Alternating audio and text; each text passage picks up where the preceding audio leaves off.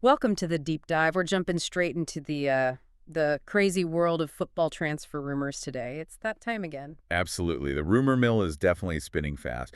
We've got a whole bunch of reports you sent us from Spain, Italy, Germany, all over. Yeah, quite the collection. So our job today is to, sift through all this noise. We want to pick out the key potential moves, understand what's behind them. And figure out what might actually be plausible as clubs gear up for the new season. We're looking at big names, maybe some surprise moves too. Exactly. These reports, if they pan out, they really change things for teams. They absolutely do. Worth digging into beyond just the headlines. Okay, let's dive right in then. First up, a pretty big name linked with a giant club, Ibrahima Konate and Real Madrid. What are reports saying? Well, this one's from Marca in Spain. Yeah. They're linking Real Madrid with the Liverpool defender Konate. Okay. Standard big club link. Not quite. The interesting bit, the thing that really stands out, is the timing they're talking about and how they might do the deal. Oh, so not for this summer. Apparently not. The report specifically says Real Madrid are hoping for a move next summer. Next summer? Wow, that's planning ahead. Why flag it now? Seems a bit early. Well, here's the kicker. According to Marca, the plan, or the hope, is to get him on a free transfer. Okay. Yeah. Gunassi's 26 now, and his current Liverpool contract is apparently up next summer. Right, okay, a free transfer. That suddenly makes the timing make a whole lot more sense. No huge fee this year, maybe a massive signing for nothing next year. Precisely. And you can see the strategy, can't you? A player like Konate, established international, playing at the top level. Yeah, becoming a free agent is rare. Incredibly rare and valuable. Real Madrid always need top defenders. So thinking a year out, lining up someone like him potentially without a transfer fee. If the report holds water, that's pretty smart. Very shrewd, yeah. Minimal cash outlay for a potentially massive gain. That's a significant detail from Marca, one to definitely watch. For sure. A potential freebie for next summer. Okay, let's shift over to North London. Arsenal. Reports suggest they're actively looking for a forward. What's the story there from our sources? Yes, several reports mention this. The Mirror, for one, links them pretty strongly with two names initially. Viktor Gyokeres from Sporting Good season for him. and Benjamin Sesko at RB Leipzig. Younger profile there. So, looking at both, trying to maybe sign two? Well, interestingly, the Mirror report actually says, despite looking at both, the plan is to sign just one forward this summer. Ah, okay. So it's an either situation. Seems like it. Keeping options open, standard practice, but framed as a choice, not doubling up. Right. Does any source hint at which way they might be leaning, or why? Yeah, this is where another piece comes in. Record, the Portuguese outlet, adds something crucial.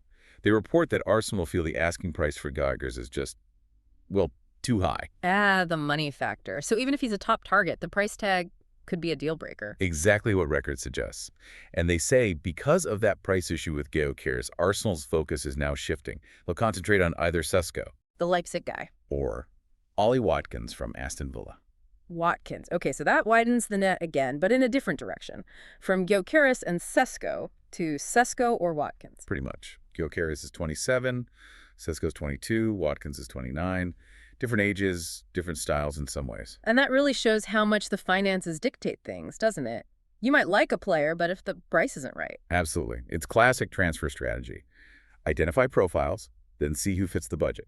Pursuing multiple targets means you can pivot if one deal gets too expensive, which seems to be the case with Gyokeres, according to Record. So focusing on Sesko or Watkins suggests they think those deals are more achievable or offer bad value. That seems to be the implication based on these reports, yeah. It's a tactical adjustment based on the market. Fascinating how one report about price can seemingly reshape the whole strategy described in another. Okay. It highlights how all these factors are interconnected. Right. Let's move over to Manchester United. Based on the second reports we have here, it feels like, well, a very busy week for rumors involving them. Players potentially coming in, players potentially going out. It's a lot. It really is. It paints a picture of a huge amount of reported activity. Yeah. And frankly, if you take all these reports together, some of it seems a bit contradictory, doesn't it? It does. Let's try and break it down. First, Gazzetta dello Sport in Italy. They're saying United striker Rasmus Hojlund, the 22-year-old, is now a top target for Inter Milan. Okay, so potential high-profile exit right there. But then another Italian paper, Corriere dello Sport, reports that United have decided not to sell another forward, Joshua Zirkzee, who's 24. They want to keep him. So hold on to one, potentially lose another. Already a bit of push and pull. And then add this. Bild in Germany reports that United representatives actually made contact with Hugo Ekitik's people over the weekend. He's a 22-year-old striker at Eintracht Frankfurt. So exploring another striker signing, while their current ones are subjects of other reports, suggests they might be preparing for someone leaving, or just want more firepower regardless. And still on the striker front, Goal reports that Al Hilal in Saudi Arabia have upped their offer for Viktor Osimhen at Napoli. He's often linked with United in these types of reports. Right, and the salary mentioned is huge, up to 42.6 meters a year. Which probably makes him, well, very difficult for United to compete for, financially speaking, against that kind of offer. Exactly. Suggests a long-term target might be drifting out of reach due to that massive financial competition. Add another complication. Okay, so that's a lot swirling around strikers. But then there's this report from the Mail that honestly just makes you pause. It claims Alejandro Garnacho The young winger, yeah. Only 20. has actually been told by the club to find a new team. Wow. Okay, that is the standout report here, isn't it? It feels completely counterintuitive. Garnacho's been, a bright spark, playing regularly, seen as a big part of the future. Exactly. For him to reportedly be told to leave, Yeah. well, it makes you wonder what's going on behind the scenes. Is the report accurate? Is there something else happening? It just doesn't seem to fit the narrative. It really doesn't.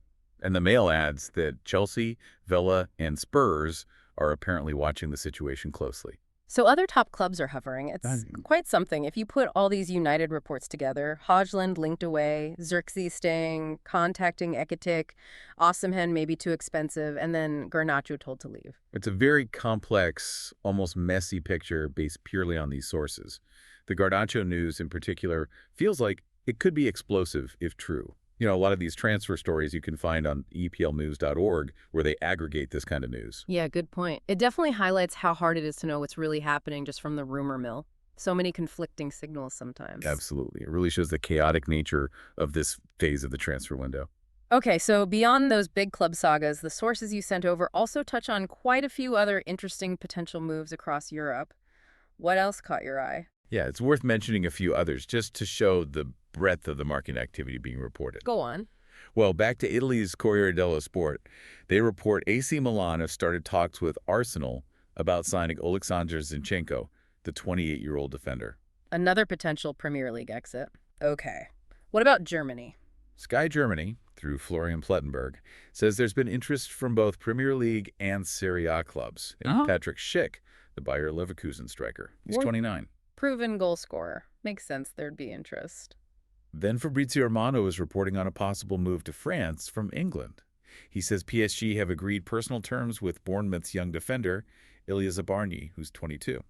So now they're just negotiating the fee with Bournemouth? Apparently so, according to that report, a young talent potentially heading to a huge club. And you mentioned Spain and Portugal, too. Yeah. Sport in Spain claims Galatasaray have put in an offer for Barcelona's goalkeeper, Marc-Andre ter Stegen. He's 33 now. Veteran keeper potentially moving to Turkey. Interesting. And finally, Record in Portugal reports that Porto want to sign Tyler Dibbling, a 19-year-old winger from Southampton. Young English talent potentially going from the Championship to Porto. That's a well-trodden path.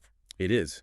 And taken together, these reports, maybe not the absolute blockbusters, but they show the constant churn, don't they? Players at all career stages, moving between all sorts of leagues. Definitely. It paints a picture of a really global marketplace. Clubs looking everywhere for solutions, for potential, for depth. It's not just about the huge names. It's this whole ecosystem of movement. So we've gone through quite a bit there. The Konate rumor for next summer, Arsenal's forward hunt maybe being dictated by price, that whole whirlwind around Manchester United, especially the Garnacho story. And then all these other cross-league moves being reported. It's a lot to take in. So what does this mean for you listening to this? Well, you've just processed a whole load of fast-moving info from lots of different places. And understanding this, even just based on reports, is important because these aren't just idle gossip points. If they're true, they signal club strategies, financial constraints.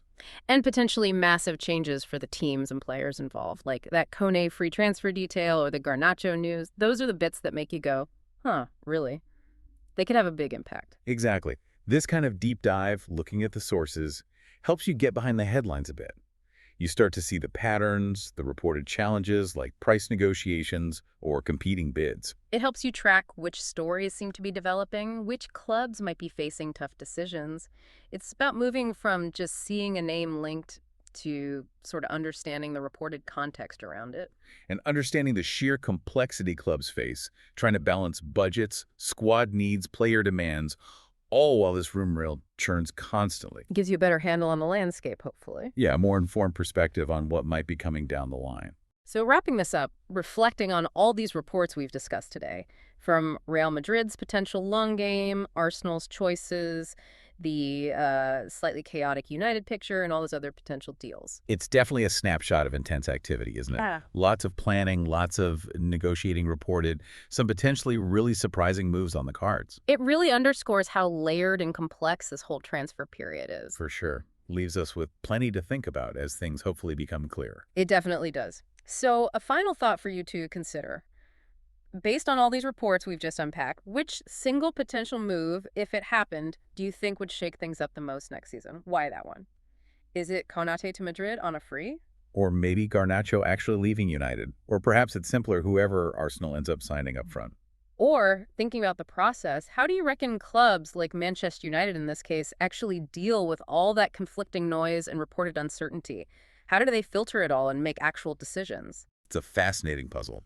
Remember, these news reports, and many more like them, are often compiled and available to read over at eplnews.org if you want to track them yourself. Great point. Well, that's our deep dive based on the sources you sent us. Hopefully it gives you a clearer picture. Keep watching this space. Thanks for joining us. Thanks, everyone. Until next time.